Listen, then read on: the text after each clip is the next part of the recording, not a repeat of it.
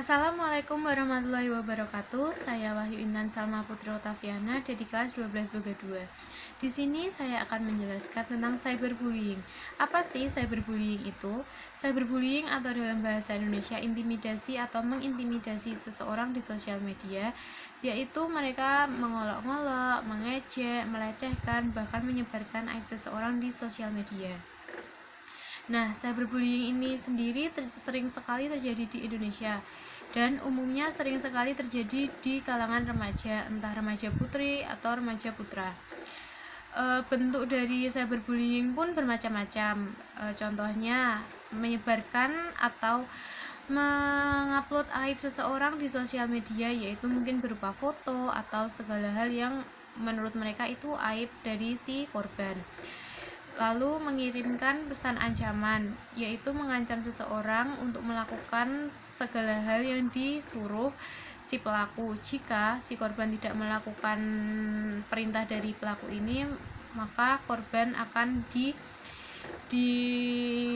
dibully atau bahkan si pelaku melakukan kekerasan fisik kepada si korban ini. Lalu apa sih motivasi mereka untuk melakukan cyberbullying ini?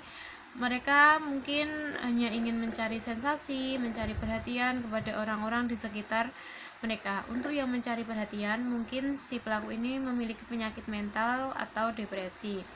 Lalu mereka ingin membalaskan dendam mereka kepada si pelaku, mungkin karena kesalahan pelaku atau mereka memiliki salah paham dan si pelaku ini dendam kepada korban.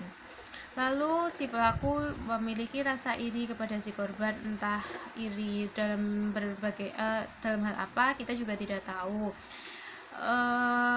Macam-macam macam-macam dari si pelaku ini atau sifat dari pelaku ini tuh sifatnya anonim atau tidak memiliki rasa khawatir setelah mereka melakukan pembulian ini. Mereka masa bodoh, bahkan tidak berpikir apa sih dampak dari cyberbullying ini. Bagaimana caranya agar kita tidak menjadi korban cyberbullying?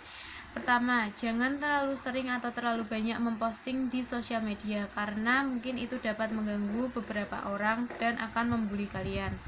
Yang kedua, jangan memposting postingan yang terasa aneh atau aneh karena itu juga membuat orang merasa terganggu juga dan akan membuli kalian dan memberikan komentar yang tidak sewajarnya atau sepantasnya. Lalu memilih-milih teman dalam bersosial media karena di sosial media kita bertemu dengan banyak orang, namun hanya bertemu di sosial media dan tidak semuanya kita bertemu di dunia nyata. Nah, kita tidak tahu sebenarnya orang ini tuh benar-benar baik atau hanya memanfaatkan kita atau memiliki niat lain kepada kita. Yang keempat yaitu bisa memilah-milah mana sih yang harus diposting di sosial media dan mana sih yang nggak perlu diposting di sosial media. Contohnya kehidupan pribadi kalian atau masalah pribadi kalian itu sangat mengganggu. Ya mungkin sebagian orang masa bodoh terhadap hal itu, namun untuk orang-orang tertentu mereka merasa terganggu dengan kalian memposting kehidupan pribadi atau masalah pribadi kalian di sosial media. Dan mereka tidak segan-segan akan membuli kalian dan memberikan komentar yang tidak sepantasnya. Nah, apa sih cyberbullying ini tuh efeknya atau dampaknya sangat besar sekali. Si korban awalnya memang bukan hanya sih depresi, mereka merasa tertekan, namun akhirnya mereka banyak yang memutuskan untuk bunuh diri. Itu salah satu dampak terburuk dari melakukan cyberbullying itu. Terus juga cyberbullying ini terjadi selama 24 jam, tidak kenal waktu dan tidak kenal tempat. Si pelaku selalu saja memiliki rasa ingin membuli dari si korban, dan korban juga akan merasa tertekan sepanjang waktu. dampak terburuknya yaitu tadi depresi hingga keinginan untuk bunuh diri. Lalu kesehatan fisik sampai mental terganggu, menarik diri dari kehidupan sosial, lalu mereka si korban ini bisa dikucilkan di kehidupan mereka. Nah, kita seharusnya tidak melakukan cyberbullying ini karena dampaknya ternyata begitu besarnya dan dapat mengakibatkan kematian untuk beberapa orang. Tidak semua korban ini itu bisa menyatakan atau meng-share atau menceritakan masalahnya ke sosial media. Mereka bahkan insecure karena mereka takut mereka tambah dibully.